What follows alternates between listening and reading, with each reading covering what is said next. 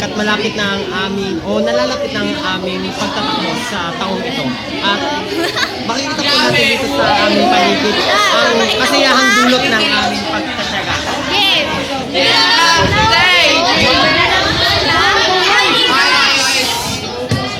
Nag-i-speed na battle po sila. Ayan po yung top 1 namin. Ayan po.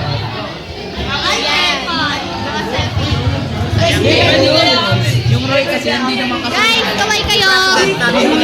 Guys! Guys!